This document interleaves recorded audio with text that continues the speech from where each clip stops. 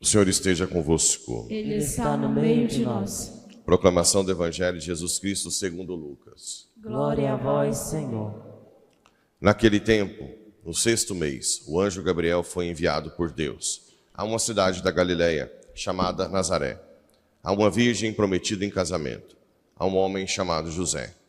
Ele era descendente de Davi, e o nome da virgem era Maria. O anjo entrou onde ela estava e disse: Alegra-te, cheia de graça, o Senhor está contigo. Maria ficou perturbada com essas palavras e começou a pensar qual seria o significado da saudação.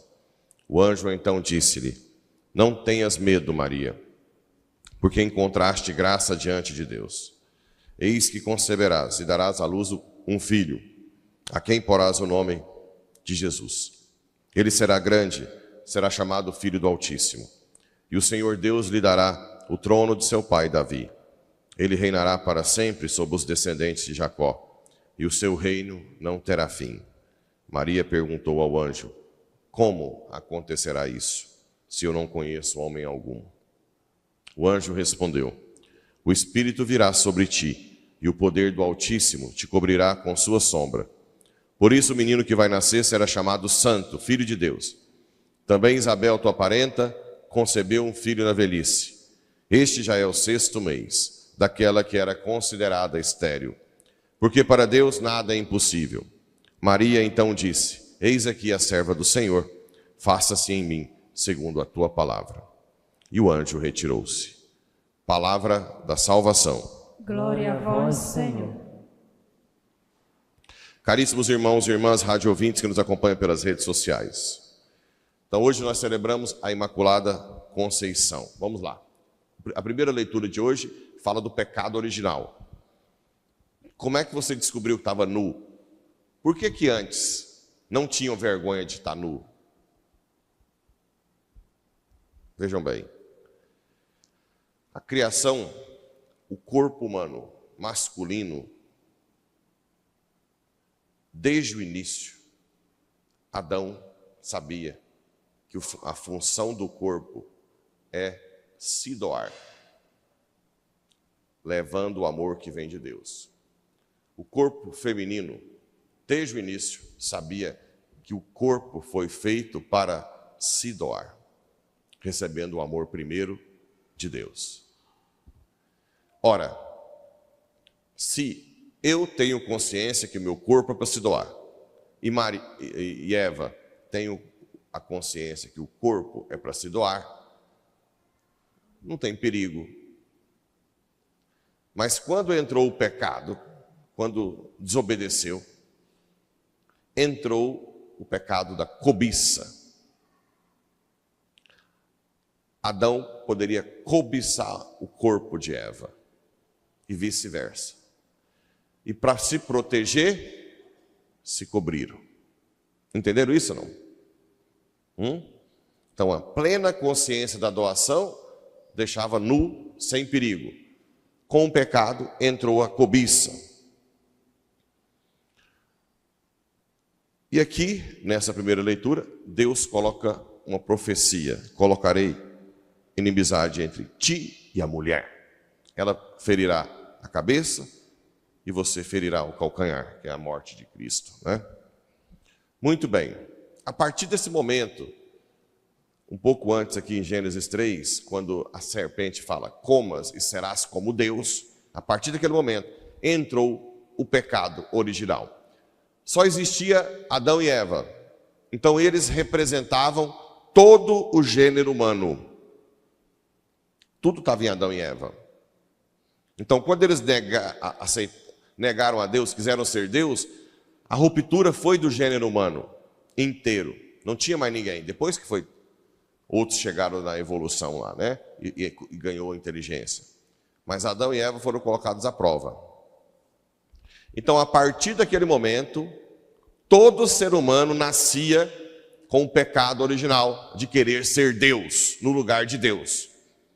Por isso que é difícil para o padre hoje botar juízo nessas cacholas que se acham autossuficientes, que está aí agora acordando às 5 horas da manhã para tocar sua vidinha, para depois virar um estrupiado e ir para o inferno.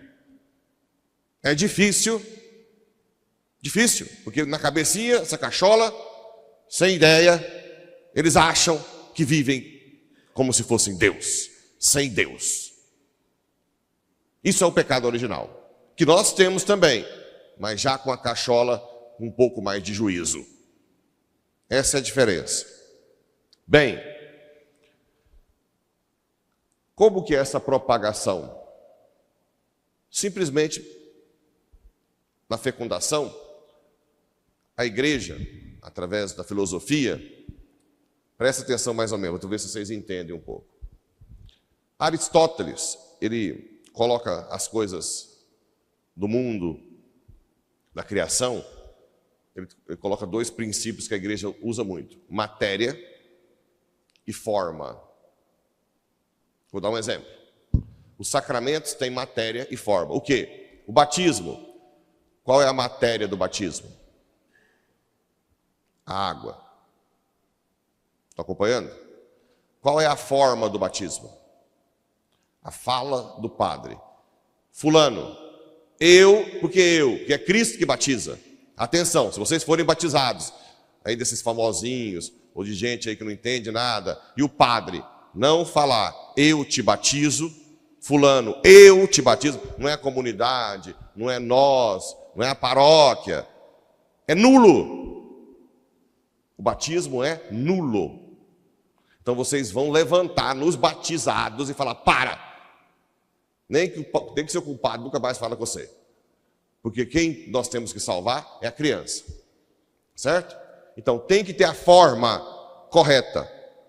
Fulano, eu te batizo. Então existe a matéria, que é a água. No matrimônio, qual é a matéria? O consentimento. 2 pessoas... Não, o desejo de se casar. E qual é a forma? O consentimento que se faz na hora. Fulano, te recebo como... Entendeu? Ali é a forma. Na confissão, qual é a matéria? A pessoa acusar os seus pecados. Qual é a forma? Também é outra coisa. O padre tem que dizer pelo menos, eu te absolvo, em nome do Pai, do Filho e do Espírito Santo. Tem que dizer, eu te absolvo. Porque é Cristo que absolve. Bem, como é que é propagado, então, o pecado original? A matéria é a fecundação. Óvulo, espermatozoide, que forma um embrião. E qual é a forma? A infusão da alma espiritual. Vocês já viram na internet, quando fecunda, dá uma luz? Muito, muito interessante isso, né? Uma luz enorme. Porque Deus infunde a alma ali. Essa alma é que já vem com a tendência do pecado original. Estou falando isso porque se discutiu como é que Nossa Senhora foi poupada do pecado original. Primeiro, se ela veio antes de Cristo, já que todo mundo foi salvo por Cristo. Depois, teve uma discussão entre Santo Agostinho e Juliano, que é um pelagiano, e Santo Agostinho dizia que o pecado original era na fecundação e depois renascia na graça. Aí Juliano criticou Santo Agostinho e disse, não, se é na fecundação só, por um tempo Maria teve pecado, até renascer da graça. Aí os próximos padres da igreja chegaram a essa conclusão. Não, Maria teve a fecundação, mas a alma, a forma, já foi purificada. Ah, mas e agora? Como é que se resolve a questão dela nascer antes de Jesus? E como é que se resolve a carta aos Romanos 3:23, que fala que todos nasceram do pecado? Todos nasceram pecadores. Que é bíblico. Quem deu uma abertura mais forte para entender isso foi Duns Scoto, numa discussão na Universidade de Paris, né, século, XIII, XIV, não tenho muita certeza. E Duns Scoto dizia o seguinte, Bem, se Jesus é o Redentor perfeitíssimo, que não tem mais Redentor mais perfeito que Jesus, seria conveniente que Jesus tivesse uma redenção perfeitíssima. E essa redenção perfeitíssima, a ponto de não ter o pecado original, é Maria. Ora, Jesus nasceu no ano 0, mas o Filho de Deus já existia. Então, nada impedia que, pelos méritos de Cristo, a redenção de Maria, antes dele nascer, fosse perfeita. Então, mesmo que Maria nasceu antes de Jesus, ela foi redimida por Jesus perfeitamente, mesmo assim, mesmo nascendo antes. Então, é pelos méritos de Jesus que Maria foi poupada do pecado original. Isso já está na bula Magnificentíssimos Deus do Papa Pio IX em 1854. Então, Maria não é uma exceção. Maria também foi redimida por Jesus, só que de uma forma perfeita. Dá para entender isso? Sim ou não? Então, mesmo que teve a fecundação, mas a alma espiritual já era purificada, redimida pelo Salvador. Ok? Há vários indícios. Um dos indícios está no Evangelho, só que a tradução é muito fraca. Maria, achaste graça, encontraste graça diante de Deus. Não é isso? Alegra-te, essa aqui. Alegra-te, cheia de graça. A tradução cheia de graça não é tão forte como em grego. Em grego, a palavra é keharitomene. O que é keharitomene? Que ela é toda graça. Que não existe nada nela que não seja graça. Ok? Esse é um dos textos bíblicos que mais reforça. Depois, a primeira leitura, que é esse proto-evangelho. Porém, inimizade entre ti e a mulher. Que não há nada de Satanás que toque Maria. Já é uma profecia. Depois, o que levou a igreja a declarar o dogma? Por muitos anos, esse dogma também foi criticado. E adivinha por quem? São Tomás de Aquino. São Tomás de Aquino não usava Romanos 3:23 e ele não defendia que Maria fosse imaculada. Duns Scoto é discípulo mais para frente aí dos franciscanos e São Tomás é dominicano. Duns Scoto defendeu a Imaculada contra os dominicanos, porque todos seguiam São Tomás, certo? Bem, mas o que era mais forte para a igreja? Uma das coisas mais fortes que a igreja decidiu declarar Nossa Senhora Imaculada: o povão de Deus. O povo de Deus. Durante 1800 anos, a igreja falando que não podia, que não era conveniente, que isso, porque vai contra a Bíblia. Igual falou da Corredentora agora, mas agora o da congregação diz que pode falar, né? Com certeza vai sair esse dogma de Corredentora, você vai ver, logo, logo. Mas, enquanto a igreja era muito prudente, o povo nunca aceitou que ela fosse pecadora. O povo sempre celebrou a Imaculada Conceição. Tinha regiões que celebravam a dormição de Maria, já ouviu falar, né? Tem até um quadro famoso em Roma, lá no museu, da dormição de Maria. Os apócrifos, os evangelhos que não eram oficiais, sempre colocava Maria muito santa. O proto-evangelho de Tiago colocava até que ela não nasceu de um pai, que foi só de Ana, não de Joaquim, como fosse parecido com Jesus. Isso não é o que a tradição da igreja diz, mas só para dizer que o povo já tinha uma devoção à Imaculada Conceição. Então, a primeira coisa citada na bula do Papa foi que o povo sempre, isso se chama sensus fidei, o senso da fé do povo. O povo nunca aceitou. Quando eu digo povo, gente, o povo de uma forma geral, né? Claro que uns ou os outros isolados, não.